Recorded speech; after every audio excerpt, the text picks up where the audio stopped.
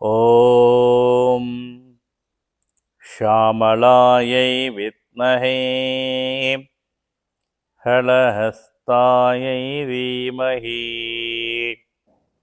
தன்னோ பாராஹி பிரச்சோதயாத்.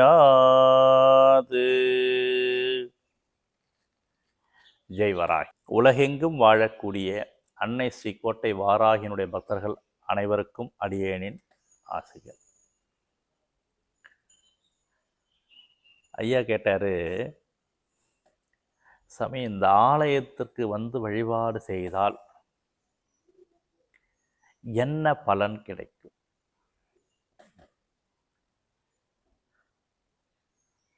அன்னை ஸ்ரீ கோட்டை வாராகியானவள் பாலஸ்வரூபமாக எங்கும் இல்லாத திருக்கோலமாக வடக்கு திசை நோக்கி சிவன் திரு உருவத்தின் மீது அமர்ந்த கோலமாக வடக்கு நோக்கி அருள்பாலிக்கின்றார்.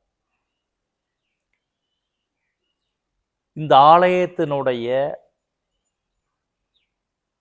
வழிபாட்டில் தொடர்ந்து பயணிக்கக்கூடிய பக்தர்களுக்கு அவர்களுடைய மனச்சுமை குறைகின்றது. பொதுவாக மிக முக்கியமான விஷயம், மனிதனுக்கு ஸ்ட்ரெஸ் தான் அதிகம். அன்னை ஸ்ரீ கோட்டை வாராகியினுடைய ஆலயத்தில் நடைபெறுகின்ற பூஜாவிலே கலந்து கொண்டு, ஹோமத்திலே கலந்து கொண்டு, அன்னையை மனமுருகி வேண்டி பிரார்த்தனை செய்பவர்களுக்கு குடும்பத்தில் அமைதியையும் நல் ஒழுக்கத்தையும் ஞான மார்க்கத்தையும் அன்னை வாராகி அருள்கின்றார். இது ரொம்ப பேருக்கு நடந்திருக்கிறது. எல்லோரும் பார்த்தீங்கன்னா அம்பாள்கிட்ட உபதேசம் வேணும், தீட்சை வேணும் தான் வந்து ஞானத்தை கோரியவர்களாகத்தான் நிறைய பேர் இந்த இடத்துல இருப்பாங்க. அதாவது வாராகியை பற்றி தெரிந்து கொள்ள வேண்டும், உலக ஞானத்தையும் தெரிந்து கொள்ள வேண்டும், அகஞானத்தையும் உணர வேண்டும். ரொம்ப ரொம்ப பெரிய விஷயம். இந்த விஷயங்கள்லாம் பார்த்தீங்கன்னா அம்பாள் நமக்கு குழந்தை ரூபமாக இருந்து, குழந்தை என்ன பண்ணோம், கேட்டால் கொடுத்துரும், அடம் பிடிச்சாலும் அடம் பிடிச்சதுதான். அப்போது அம்பாள்கிட்ட நாம் எந்த அளவிற்கு பணிந்து அவளுடைய பாதார விந்தத்தை சரணடைகின்றோமோ அவள் மகிழ்ந்து, அப்படி குழந்தை அப்படி விசிறி போடும் இல்லையா, அந்த மாதிரி போட்டால் நாம் எடுத்துக்கலாம். நீங்கள் அவளை ஏளனமாகவோ அல்லது அப்படின்னு ஒரு எதோச்சகாரத்தில் நாம் அவளை வழிபாடு பண்ணும் பொழுது அவள் உங்களுக்கு அவள் யார் என்று நிறைய பேருக்கும் காட்டியிருக்கிறார். நிறைய பேர் அப்புறம் சரணாகதி அடைந்திருக்கிறார்கள்.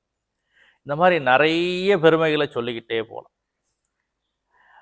கேள்வி ஞானம், தவஞானம், பதவி, அந்தஸ்து, கௌரவம், ஆலயத்திற்கு வெளியே நின்று 100 பேரில் ஒருத்தராக நின்று வழிபாடு பண்ணிட்டு, அம்மா என்கிட்ட உனக்கு கொடுக்கறதுக்கு ஒன்றும் இல்லை, என்னுடைய அன்பை மட்டுமே உன் பாதத்தில் சமர்ப்பிக்கிறேன்னு பண்ணவங்களுக்கெல்லாம் அவர்களுடைய வாழ்க்கையில் எதிர்பாராத பல மாற்றங்களையும் தந்து அவர்கள் அதற்கு நன்றி செலுத்த ஆலயம் வந்து எனக்கு இந்த மாதிரி நடந்திருக்கிறது, அம்பாள் எனக்கு அருள் பண்ணியிருக்கா, அம்பாளை வழிபாடு பண்ணேன், அம்பாளுடைய அனுக்கிரகம் எனக்கு பரிபூரணமாக கிடைத்து நான் இந்த வெற்றியை பெற்றேன், இந்த செயலில் நான் எனக்கு நன்மை அடைந்தேன், என்னுடைய வழக்குகள் தீர்ந்தன, என்னுடைய குடும்பத்தில் இருக்கக்கூடிய பிரச்சனைகள் தீர்ந்தன, எனக்கும் என் துணைவியாருக்கும் இருந்த கருத்து வேறுபாடுகள் நீங்கி நாங்கள் இப்போ